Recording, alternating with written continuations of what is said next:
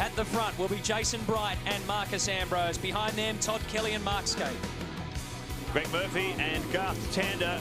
Rick Kelly and John Bowe doing well on the Aussie Mail forward. Russell Ingall up there in 9th position. Brad Jones in 10th. Bernard and Richards 11 and 12. Then it's Crompton, Larry Perkins, Cameron McLean, Rodney Forbes. We had 36 starters in race 1 and 34 finishers. And we will have 36 starters for race 2 as well. The two who didn't finish in our first race will be right at the back of the grid. They are Paul Morris and Anthony Tratt, starting from positions 35 and 36. 32 laps to go. Check out the latest news, Rusty. Matty, I can tell you that the temperature in track and ambient terms has dropped very slightly between this race and the last, around about a half a degree or so. But it's interesting, a lot of the teams on their out lap have had a chance to come back into pit lane before they gridded up. They've gone and made little minor suspension adjustments just to tune the cars for this race. Things like dropping PSI and minor suspension adjustments just to tune them for this race. Normally at Winton you need a jacket and an umbrella, but here Rusty's got heaps of sunscreen on and a peak cap as well. Doesn't go astray around here. Grant Denyer. Another driver feeling very confident is Craig Lowndes. He may have dropped 16 positions in the last race through contact and bad handling, but the boys have gone right through the front end of the car, replaced everything. He just tried it then. It's feeling responsive and he'll need it too. He's starting position 25. All right, thank you, mate. Let's check out the race analysis for Ford. It is a 32-lap race, and once again, we'll have a compulsory pit stop for tyres. The pit window opens at lap 2, closes at the end of lap 23. It's 100 kilometres. And the overall winner for 2001 was Russell Ingall, the enforcer. If you've just joined us, Jason Bright took out race 1. Marcus Ambrose finished 2nd. That's him on board the Pertec Ford. There's Craig Lowndes, the 00 Motorsport Ford Falcon, starting way back in 25th. We're underway for race 2, and more even start this time, but Jason Bright holds on. Let's see how they go through turn 1. Will there be carnage and chaos like there normally is? They go through this time side by side, not 3 wide, and that's why everybody gets through. Bright leads him up the hill onto turn 3. Oh, Faulkner, big time! John Faulkner, big time into the wall. Fortunately, there's some tyres down there against the concrete, so he didn't take the full brunt of that impact, concrete to metal, but it was still a very hard hit. Look at the damage on the Dynapack Commodore. You may well have a safety car straight away. And a big spin involving Mark Larkham. I think Paul Morris is involved in that one. Glenn Seaton. And Glenn Seaton there, Cameron McLean as well. They're going cross-country to get back onto the track. You think if they get through turn 1 and turn 2, everything's okay, but it didn't turn out that way. There's Cameron McLean, the VIP Pet Foods car, rejoining the race. Also understand that Craig Lowndes has gone off as well. Out the front, Jason Bright and Marcus Ambrose. The safety car will come out and we'll go back to single file. They've got to get the safety car out there and slow this field down. There's a few wrecks sitting around there. Oh, Craig Lowndes, look, he's cut a tyre. Yep. He went off left as a result of that incident on turn 3, I think it was. Faulkner went off exit at turn 2, and here's Lowndes. See if you can try and get back to the pit lane if you can. Yeah, problems for Glenn Seaton also too. He's complaining that he's possibly broken something in the back end. He said maybe it's the Watt linkage. He will be coming in right now. Lowndes is doing everything he can to try and save that wheel and tyre, running it along the grass. He's on the opposite side of the track too, Mark. He's up around the Repco corner part, so he's got a long way to go. Okay, we're on board with Craig Lowndes. We'll see what happens to him. This is the result of an incident with Glenn Seaton. You can see the trouble that would have come from the front left, and Team Kiwi of Jason Richards got caught up in that mess as well. And by now, Craig Lowndes is thinking, what do I have to do to get a result at Winton? Watch John Faulkner on the right-hand side of your screen. Absolutely T-bones the wall. Oh, that's got to hurt. Yeah, that was a big hit. He'd be grateful the tyres are down there. Nintendo replay tells the story. Here's Craig Lowndes trying to limp back to pit lane. This is what always happens when you get caught up in that no man's land. Round about 20, 30 in the field. Everyone's got their elbows out. Everyone's pushing and shoving. There's plenty of desperation. And so often we see an accident erupt from that part of the grid. Here comes Glenn Seaton. Lowndes is in already. He's made it back. And there's going to be some free-break work here. Look at all the junk that's come out of the front of the green-eyed monster. Race tape goes on. New front left goes on. Craig Lowndes needs to drive out of pit lane with a whole bucket of luck under his bag to come away with something decent from this round. He rejoins the field and they're trying to piece together Glenn Seaton's car. Guys, the good news about all that with the safety car being out is that Lowndes will rejoin at the tail of that group. He hasn't gone down a lap in the process. And it was mainly bodywork damage by the look of things during that stop. Yeah, similar story down here for Glenn Seaton. No real problems looking around the Watts linkage. It looked like a tyre had just been removed from the rim there. They did need the slide hammer to pull some bodywork also off the tyre. So other than that, it looks like he's all go Presido. John Faulkner's car, I should say, has been taken away by the crash crew. Taken out of harm's way. It was pretty badly damaged. That's a great shame for John and the Dynapack squad. Meanwhile, safety car peels off. Well, the under yellows, no overtaking until they cross the control line. And there they go to take the green flag. Jason Bright, Marcus Ambrose in second, Mark Skaife in third. Then it's Todd Kelly, Greg Murphy, Garth Tander. Much cleaner restart. All the cars in second in single file for the second restart. So really, they only got one full race lap out of way before they had to go around the safety car about 5 times. And Marcus Ambrose ducks through the inside and he gets first position from Jason Bright. He wasted no time at all in the Pertec Ford. Snuck through on the inside. Marcus Ambrose puts the pressure down straight away to the Holden Racing team. Wheels up. He flies around. Bright second. Skaife behind him. Boy, you've got to watch. He saw him pounce on Todd Kelly in race 1. You can't take your eyes off this guy for a fraction of a second. He saw an opportunity and he snuck up the inside of Jason Bright. Let's check it out on the Nintendo replay. Oh, a little lock brake maybe. Bright running a little bit wide, missing the apex in turn 3. Ambrose took advantage in exactly the same way he saw an opportunity with Kelly. Snuck up the inside through turn 4. Brilliant move by the Pertec Ford driver. For the first time in a long time, we have an AU Falcon leading a V8 supercar race. Hard under brakes at the end of the back straight through turns 11 and 12. What's Ambrose going to do now? He'll probably try and adopt the same strategy we saw in race 1. He used that very effectively. Did some very quick laps there to make up some gap. Put him out right in between the Holden Racing team when he rejoined the track in race 1. Brad Jones Racing have just played their cards straight out because both John Bowe and Brad Jones, I'm pretty sure, went filing into pit lane as we go on board with the enforcer Russell Ingall, and he makes his first pit stop, the compulsory pit stop for tyres. There's John Bowe behind him, so maybe it wasn't Brad Jones. Yeah, it was Russell Ingall, then Bowe. This is where we see a lot of tyre strategy unfold, because quite often the teams will start the race on perhaps their not best set, come in early and change over to their best remaining set of tyres. So the teams that have got the good stuff waiting, they will have come in as early as possible. Maybe Ambrose has some good rubber for both his first and second set. Wheel spin down on the ground. Ingall rejoins. He's got the word from the crew. Give us a good outlap. That means be nice and quick first time out. Try and make as much track as you can. Or you've got a clear track ahead of you. So we've got a real battle on our hands now. Oh, Paul Wheel, he had problems with his front left in race 1. Now he's got damage to the spoiler. They pull all the rubbish out of there and they'll race tape that back up. Paul Wheel can't take a trick in the single car entry. He'll be side by side with Marcus Ambrose for the Enduros. Wonder if the officials might have had something to do with this, Matthew. They've been pacing up and down pit lane for the last few laps, talking to Keys Wheel team boss. I wonder if that debris was causing them some concern. Very quickly, John Bowe raced into pit lane, perhaps a little too hasty. There was a slight tap with Russell Ingall, but it was a slow stop, unfortunately, for JB, and that may have cost him some track position. First, the Holden Racing team, Commodores, car 2, Jason Bright. Have a listen to the team radio messages. Crompton's in as well. Brad Jones. Might be Larry Perkins in there. One of the Shell Fords, the Lansvale team, come in as well.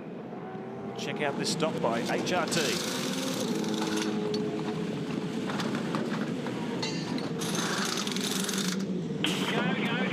Yeah, that's slick. Anything under 8 seconds at the moment in race conditions is very impressive. That's 7.5. So the Holden Racing team, well drilled. Jason Bright rejoins. Oh, Lowndes in more trouble. Looks like that front wheel. Something in the front steering. It's broken something in the front steering. Is about to part company. Look at the way it's bobbing around under that guard. This is a shocking race meeting for Craig Lowndes. He must be wondering what he's done to deserve this. Been battling around the back of the field after getting turned around at turn 1 in race 1. No, he's going to stop it. Straight away, he told the team something in the front steering felt quite good, but it's has busted. broken a ball joint or something in the front end. There you go. And he parks it not too far from the big gum tree around turn 8. The end of the day for Craig Lowndes. His best finish here at Winton is 6th back in 2000, which is quite extraordinary to think because he's just about blitzed every racetrack there is in this country. Now Mark Skaife enters the pits. Jason Bright came in, the first of the Holland Racing Team Commodores to come in. He got in and out quickly, and Ambrose has followed them. Yep, Ambrose is coming in as well. Skaife's just done the fastest lap of this race, a 1:24. Todd Kelly goes out a 1:24.12 for Skaife. What can HRT do here? They turn Bright around in about 7.5 seconds. Amazing how quickly these V8 supercar teams can change wheels and tyres. Look at the number of men per wheel. Problems on the back left. We've got dramas here. Well, there's been a stuff up there. They dropped the car down before. That man had the left rear wheel on. And that's cost him almost 20 seconds. He's still not underway. Yeah, that's exactly what happened, Mark, when you're in that sort of pressure situation, and they just thought they saw all the hands up in the air, and so the guy with the car control signalled the car to drop, yet the left rear tyre wasn't quite on, so that is disappointing. We've got to watch here, though, because it could have been damaged under that guard as a result of the car landing down on the top of that tyre. We'll have a look at this. Looks like it's okay with the car loaded up through the suspension, so Skaife's been lucky in terms of damage. Here comes Marcus Ambrose. Well, I'll drive to the cat and the Beverly. He will know, I'm sure he will know, that Skaife has had a slow stop. It takes a little bit of pressure off the Stone Brothers team. Now we believe there's some obstruction in front of the Pertec Racing pit crew. We'll see this as he trundles down pit lane, 40km/h speed limit in place. Now here you go, the John Biggs crew are waving him through. A bit of cooperation here to make sure Ambrose's access is as clear as possible. Yeah, well, what happened there was the other guys behind him are also coming in pit lane behind Marcus Ambrose. So as you said, some pit lane cooperation between the teams. Now remember, this is a long one too. Outside 10 seconds. Jason Bright went in and out under 8 seconds. Mark Skaife, and Bright comes past. Mark Skaife had a shocker with his team, and Ambrose rejoins. Can tell you guys that was very costly indeed. Greg Murphy got out ahead of them. The Kmart team did a slick stop. They came in behind but went out in front. They picked up a spot there. Sure did. 2 Kmart cars now running in the queue, first, second and third in the lineup. Cars that have made their compulsory stops. And that was a slow one from the Stone Brothers. They didn't get it wrong, but it wasn't fast either, about 11 seconds. Time when Skaife did a stop just under 19 seconds. So that was a disastrous stop for HRT and the reigning Shell champion. Here's Greg Murphy. Done a great job. The Kmart team have been so slick in race conditions with their pit stops. They really have been setting the pace. We saw a sub 7-second stop earlier in the season, and that really can make or break a race result. They've really been taking advantage of that in pit lane. Trying to make up a second on the racetrack is virtually impossible. If you can make up a second in pit lane, Kmart guys will try. Here we are. Jason Bright, car 2. Kmart car. 2 Kmart cars running together. Then there's the Pertec Ford of Marcus Ambrose. And it just goes to show if that stop had been about 7.5 seconds, he could well have been in the middle of that Kmart duo. Every second so critical in pit lane. It's also pretty difficult getting out of pit lane too. Marcus Ambrose was the first to admit that he had some problems during qualifying coming out of pit lane and actually seeing the cars that are buzzing up the front straight as they come past. So they've enlisted the help of the flag man down there to just let them know who's coming up at big time speed. Jason Bright's just posted the fastest lap time, a 1:23.432 on lap 10. That's under the old lap record too. So on used tyres, I've only got an allocation of 10 tyres per car for the weekend. Bright's gone and undercut the previous lap record on old rubber. That shows that car is working particularly well. All 3 TWR Australia Commodores, in fact, Jason Bright, Todd Kelly, Greg Murphy, they're the first in the queue to have made their compulsory stops. There they are there, currently 4th, 5th and 6th on the road. But after Bargwana, Wilson and Morris come in to make their stops, they'll take over the lead. So it just goes to show how important those pit stops are, not only to do them cleanly without error, but to do them fast. Make a huge difference to where you end up when you come out of pit lane. So there's what will effectively be the top 4 in this race. Paul Morris leading this one, Jason Bargwana, Max Wilson still to make their compulsory stops. The order will be Bright, Kelly, Murphy, Ambrose, Tander. That'll be your top 5. Rick Kelly's up there too. Boy, the Holden Young Lions team have done well today. Rick Kelly's right up behind car 35. driven this weekend by Garth Tander. Here's Max Wilson. Was running out there. The Briggs team held him out there for a while. Yeah, Max Wilson's undergoing his pit stop, and it was a bit of a balk trying to get into his pit bay at that time. Tony Longhurst had been moved back up pit bay. He's got some problem with his gear linkage or gear stick at the moment, so Tony's looks like he's going to sit this one out. Yeah, the better electrical Fords, they haven't found the setup around here. All weekend they've been struggling. Tony Longhurst had a consistent run in race 1. But problems there for the gearbox in the better electrical Ford. Fastest lap times, well, Bright consistently there. He's had 3 of those 5. 23.15, that's quick. Second race, an old rubber. Look at this battle here, though, between Rick Kelly, holding young line, just 19 years of age, from Mildura. Younger brother of Todd Kelly, who drives for the Kmart team, both under TWR Australia. Rick is coming on leaps and bounds in 2002.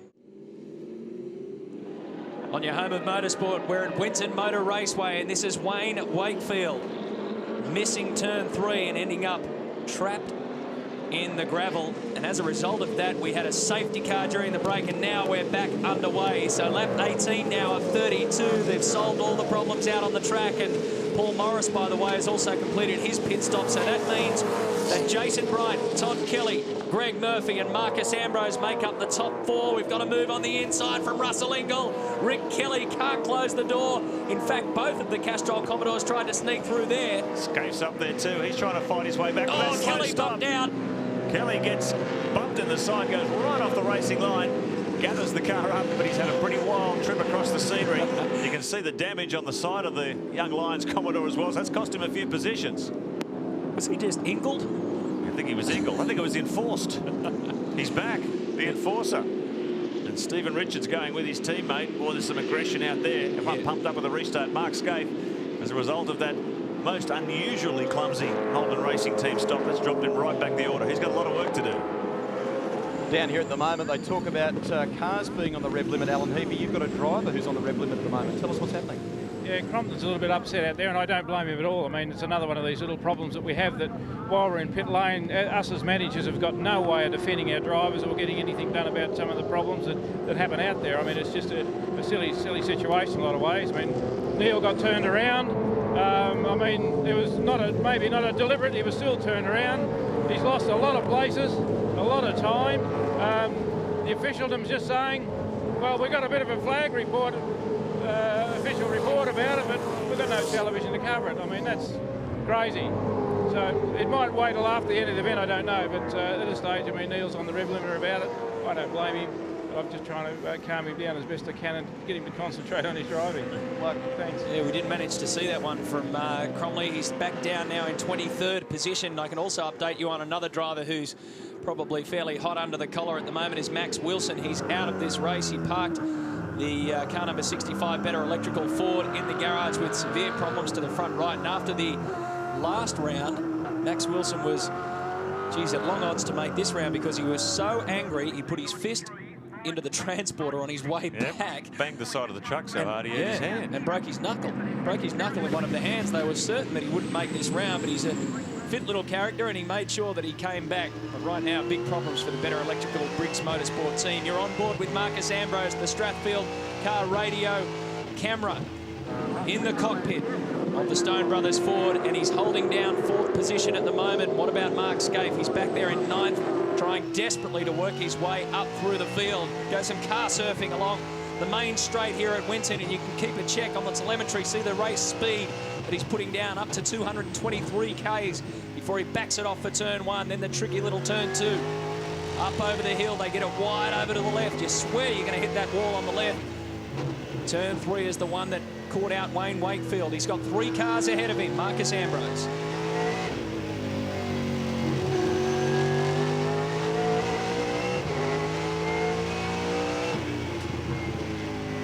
Big left-hand sweeper.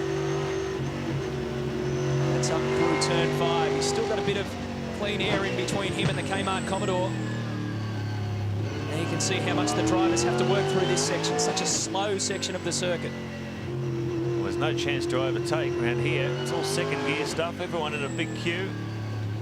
Car in front's got to make a mistake for them to have a go. Paul Radicic well, in a cloud of dust. One of the star performers of race 1. Fought his way up 15 places. Or something's broken on the upright over. So he looks like he's got broken suspension as well. Something broken in the upright is Paul's analysis. But he's stuck there. It looks like the safety car is going to come out again. Third safety car in race 2. This one's full of drama. Let's have a look at the replay.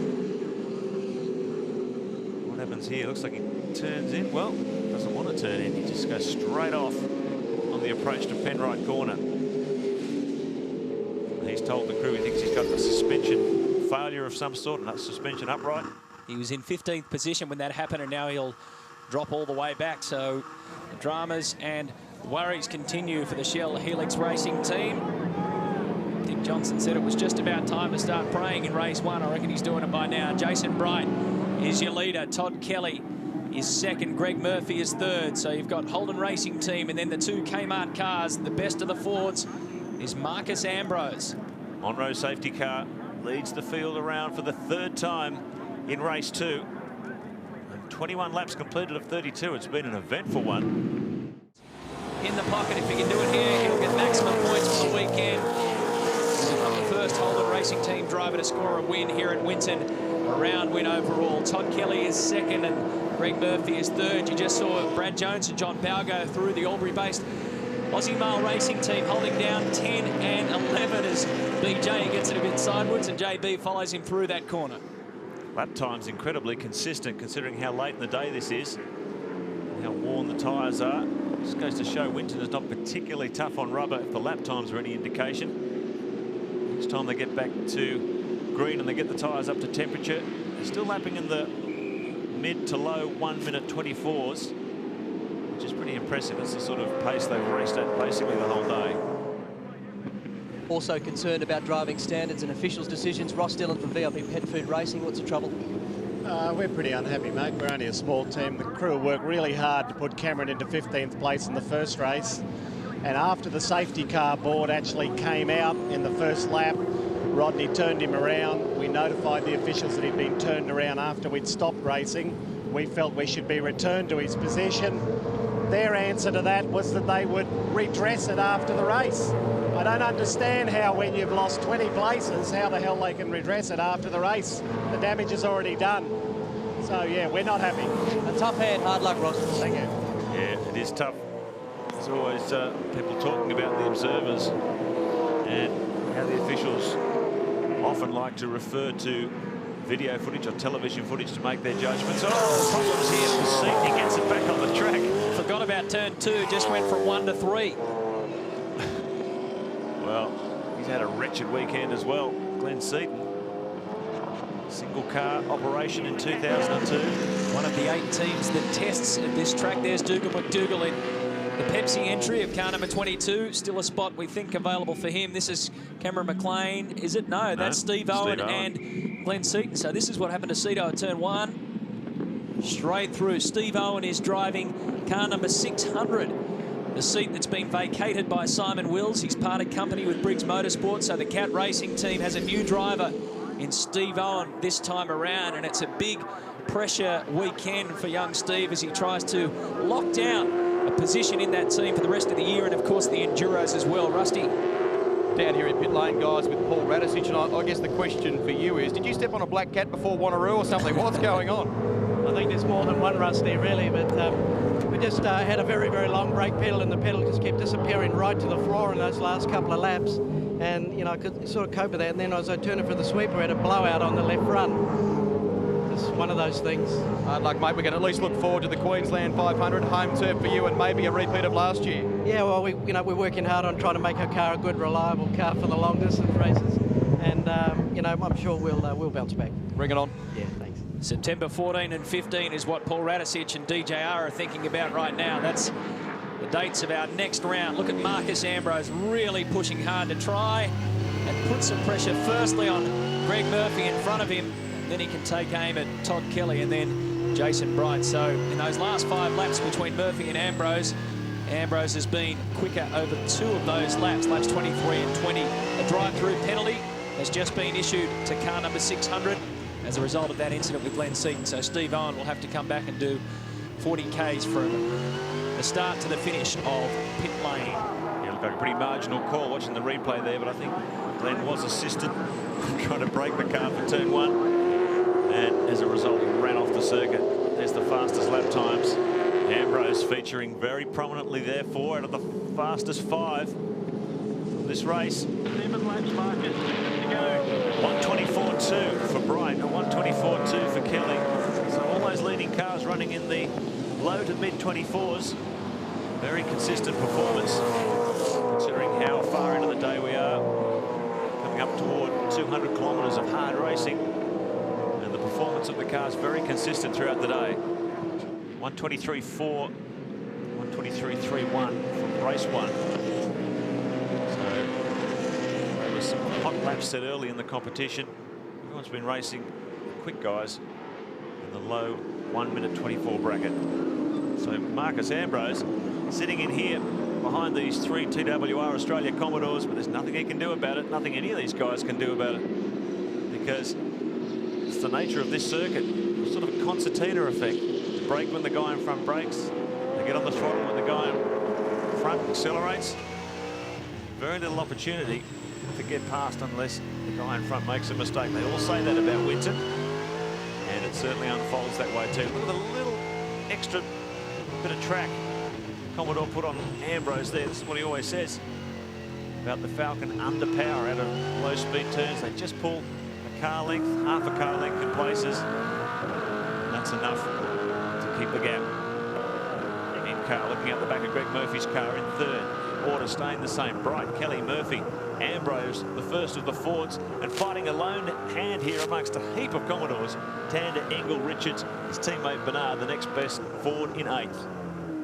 Just in the essence of getting balance in the story, I guess, guys, we spoke to Alan Heafy before about the situation with Neil Crompton. The allegation was levelled at John Bowe. Kim Jones, what can you tell us about your side of the equation? Well, John's a very good driver. He's been around for a long time, and the Aussie Male Falcon's going very well. And if he happened to pass Neil, I'm sure it would have been a clean pass.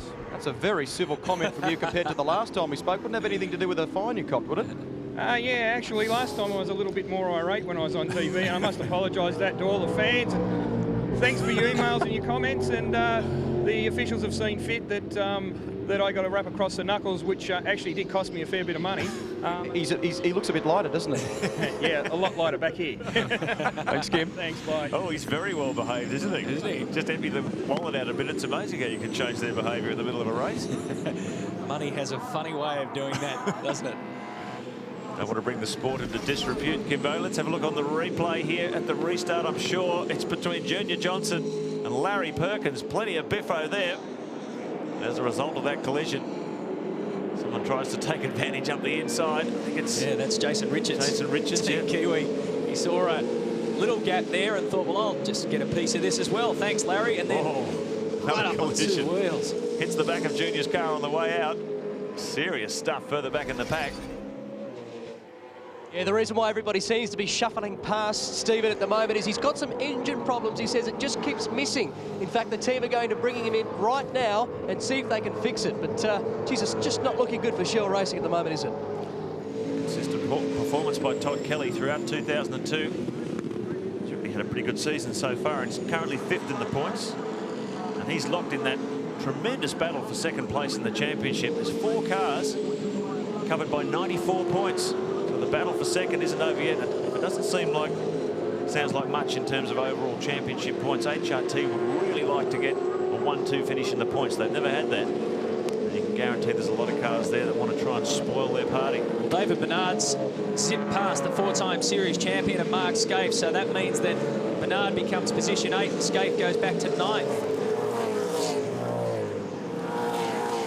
Just goes to show how important qualifying is in overall V8 supercar racing strategy. You qualify well, you start up the front, makes your day a hell of a lot easier. You can see by this Skaife, the championship leader, winner of more races than anyone else. And yet here he is, get back in this pack, top 10 or 15. Very, very hard to pass.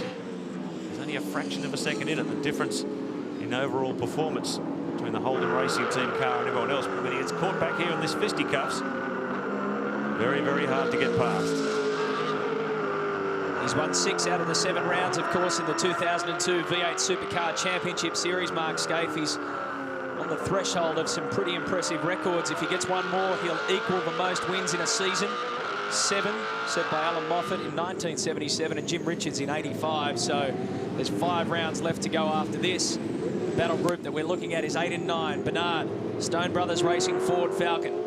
Skaife, HRT, #1 Commodore. Behind them is Brad Jones and John Bowe, 10 and 11. They're working as a team around here. Good pressure driving here. Mark Skaife applying the blowtorch to the back of the Haviland Ford. David Bernard hasn't put a foot wrong yet. Brake hard down toward turn 1 once again. Race unfolding. Positions remaining fairly static as we saw in race 1 earlier on today. Bright, 1.1 seconds now, the lead over Todd Kelly. Greg Murphy, his teammate, right in behind, and Ambrose. There's a whole bunch of cars there running virtually nose to tail without an opportunity to pass. On board with Mark Skaife. He's plenty busy there trying to find a gap around the Haviland Falcon. You've really got to try and force Bernard into an error. This is looking at Mark Skaife's feet. Fascinating view. What it takes to pedal, quite literally, a V8 Supercar around Winton Raceway. How gentle he is on the throttle. Bangs the brake. Just picks up the throttle. Doesn't give it full throttle to the car. Is nice and straight. Barely touches the clutch pedal as he shifts up. Little check there with his left foot on the brake pedal to make sure it's nice and hard before he buries his right foot into it. Look at that. Barely a lift, flat changing, just a little lift of the throttle. Bang the change through. Back through the gears. We really are busy. Great view, isn't it? Yep. The footwork of Mark Skaife. 3 laps to go, Mark. 3 laps. Rob Starr gives Mark Skaife the story.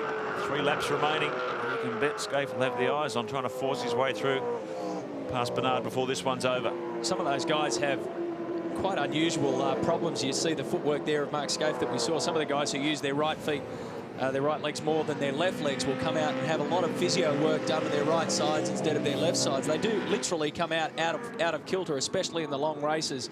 Physio is a big part these days of these guys' recovery. They're in the cockpit for a long, hard session. Jason Bright, though, has made it look fairly easy out the front. He's had pressure from behind from Todd Kelly and Greg Murphy. Marcus Ambrose hasn't managed to get past the Kmart cluster to put enough pressure on Jason Bright out the front. So Holden Racing Team is looking good out the front. Todd Kelly and Murphy in a Kmart 2 and 3 behind. And then you've got Marcus Ambrose, who will finish the best Ford of the day. And the way they're going, he'll finish on the podium overall, probably in 3rd position if they remain like this, because 2nd position overall will go to Todd Kelly. So this race almost over, but the battle hasn't finished yet. Let's check out the Nintendo replay. We've seen this fight on between David Bernard and Skaife. Little kiss on the back of the Haviland car as they head up round the gum tree. Bernard runs a little bit wide. Skaife not able to capitalise, so he's really applying plenty of pressure. This man really has been the outstanding performer of the Holden Racing Team this weekend. He's on his final lap, less than 3 kilometres of racing to go for Jason Bright, debuting the Holden Racing Team's latest VX Commodore, and it has been absolutely outstanding in its performance. Fast throughout practice, provisional qualifying, quick in the top 10 shootout, beaten by his teammate, but only by a fraction of a second. And then in the races, slick pit stop by his crew, good race speed, has kept Jason Bright at the top of the pile all day. So whenever Skaife falters, Jason Bright's always there to pick up the pieces. This will keep an amazing winning score intact for Holden Racing Team. No other team has won a round this year. And the way they're going, Mark Skaife will finish 6th overall. That'll be his worst finishing performance of the season. But I think Holden Racing Team are going to be very, very happy. They have won every round so far this season, but this one is a first. HRT will break a hoodoo right here at Winton. They've never won a round here, but today they do. And Jason Bright clean sweeps round 8 of the V8 Supercar Championship. Big applause from the Holden Racing Team crew. Jason Bright really stepping up to the plate, and it was Bernard managed to hold out Skaife to the end. That would have been frustrating. drive for the champion after that botched pit stop. Dropped him right down the order. He managed to fight back to finish in 9th spot. But here's the winner, Jason Bright, taking the applause of the crowd. Second time he scored a victory. He cracked it at Barbagallo. Again, when teammate Mark Skaife had problems. Very happy, you know, that the car's sort of good straight out of the box, which, you know, we struggled a little bit when we got the new car last year, but this one's come out firing on all 8 cylinders, and you know, it's a credit to the guys. They made fantastic pit stops. We won both races in the pits, I'd say. Not only did we have the pace, but, you know, we won in the pits, so full credit to the guys. You came into this round of the championship in 2nd position. That's some very valuable points for you, and it's nice for the team 1-2 in the series at the moment. Yeah, it is, mate. I mean, you know, they're very determined to get 1-2 in the championship, and all the guys behind us on the track today were the guys who were battling for 2nd place in the championship. So, you know, it's going to be a pretty good race for 2nd, but I don't know whether we'll catch Skaife. Awesome result, mate. Well done. Yeah, thanks, Greg. Cheers. Well, when Mark Skaife has cleaned up most of the records that's there to be had in the championship, there's not much left to take. But Todd, you do move to 4th with that. That's a good drive. Yeah, it's been a hard day. You know, there's absolutely nothing between the cars here.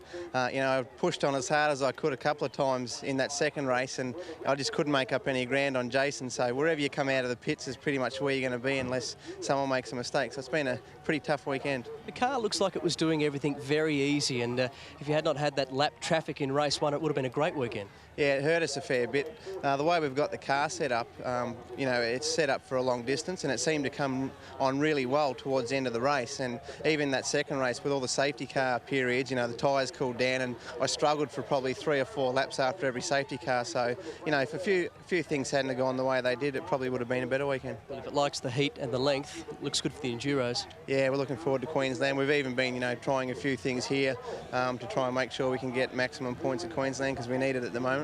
Great stuff, Todd. Thanks. Well, Marcus Ambrose, you've got this podium business down pat in V8 Supercar racing. It's just the wrong spot. Yeah, definitely. You know, we fought hard today, but just not good enough. What's going to be the plan in terms of the Queensland 500? You're going back to home turf there. Yeah, it should be better for us there. You know, I've got a great co-driver in Paul Wheel. Long race, you never know what happens. So, you know, the big points races, let's focus on those. Describe your day at the office today. What was it like? Yeah, tough work all the way through every race. You know, we're battling with the car. We're the only Ford really running up there anywhere close to pace, and we're giving it everything, but we just need to find a little more. So it's a little frustrating. You're doing a great job, mate. Keep the chin up and best of luck for the 500. Yeah, mate, we'll be out there for the 500.